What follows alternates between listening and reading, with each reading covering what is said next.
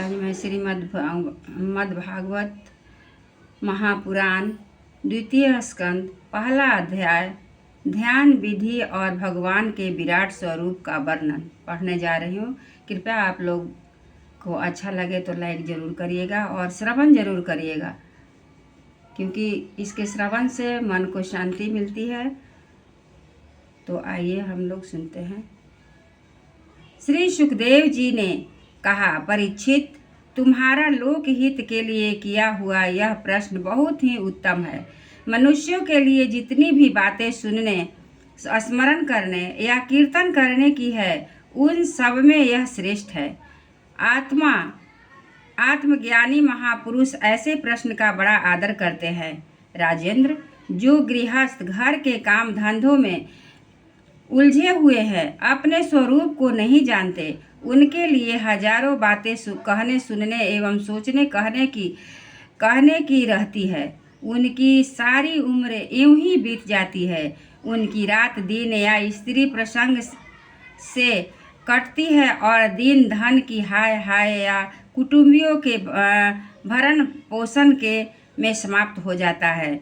संसार में जिन्हें अपना अत्यंत घनिष्ठ संबंधी कहा जाता है, वे शरीर, पुत्र, स्त्री आदि कुछ नहीं है, असत है, परंतु जीव उनके मुंह में ऐसा पागल सा हो जाता है कि रात दिन उनको मृत्यु का ग्रास होते देखकर भी चेतता नहीं। इसलिए परीक्षित, जो अभय पद को प्राप्त करना चाहता है, उसे तो सर्वात्मा सर्वशक्तिमान भगवान श्री कृष्ण की ही लीलाओं का श्रवण, कीर्तन और स्मरण करना चाहिए। मनुष्य जन्म का यही इतना ही लाभ है कि चाहे जैसे हो, ज्ञान से, मुक्ति से अथवा अपने धर्म की निष्ठा से जीवन को ऐसा बना लिया जाए कि मृत्यु के समय भगवान की स्मृति अवश्य बनी रहे। परीक्षित, जो निर्गुण स्वरूप में स्थिर है एवं विधि निषेध की मर्यादा को लांघ चुके हैं, वे बड़े बड़े ऋषि मुनि भी प्रायः भगवान के अनंत कल्याणमय गुण गानों के वर्णन से रमे रहते हैं। द्वापर के अंत में इस भगवत स्वरूप अथवा वेद तुल्य श्रीमद्भागवत नाम के महापुराण का अपने पिता श्री कृष्ण द्वैपायन से मैंने अध्ययन किया था। राजर्षि, मेरी निर्गुण स्वरूप परमात्मा में पूर्ण निष्ठा है, फिर भी भगवान श्री कृष्ण की मधुर लीलाओं ने बलात् मेरे हृदय को अपनी ओर आकर्षित कर लिया। यही कारण है कि मैंने इस पुराण का अध्ययन किया। तुम भगवान के परम भक्त हो, इसलिए तुम्हें मैं इसे सुनाऊंगा। जो इसके प्रति श्रद्धा रखते हैं, उनकी शुद्ध चित्त वृत्ति भगवान श्री कृष्ण के चरणों में अनन्य प्रेम के साथ बहुत ही शीघ्र लग जाती है। जो लोग लोक या परलोक की किसी भी वस्तु की इच्छा रखते हैं या इसके विपरीत संसार में दुख का अनुभव करके जो उससे विरक्त हो गए हैं और निर्भय मोक्ष पद को प्राप्त करना चाहते हैं, उन साधनों के लिए तथा योग संपन्न सिद्ध ज्ञानियों के लिए भी समस्त शास्त्रों का यही निर्णय है कि वे भगवान के नामों का प्रेम से कीर्तन करें।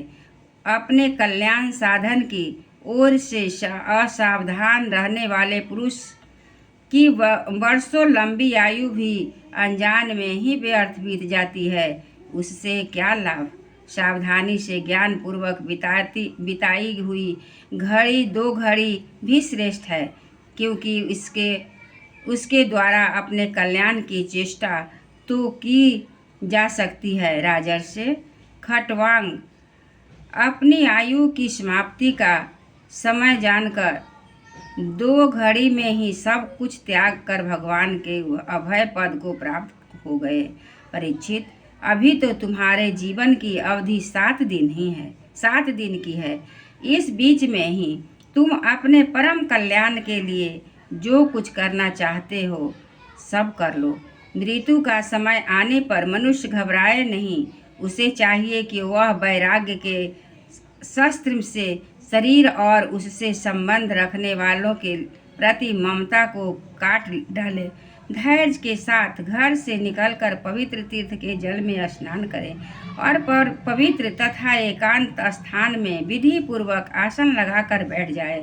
तत्पश्चात परम पवित्र ओम इन औ उ म इन 3 मात्राओं से युक्त प्रणव का मन ही मन जप करें। प्राण वायु को वश में करके मन का दमन करें और एक क्षण के लिए भी प्रणव को न भूलें। बुद्धि की सहायता से मन के द्वारा इंद्रियों को उनके विषयों से हटा लें और कर्म की वासनाओं से चंचल हुए मन को विचार के द्वारा रोककर भगवान के मंगलमय रूप में लगाएं। स्थिर चित्त से भगवान के श्री विग्रह में से किसी एक अंग का ध्यान करें।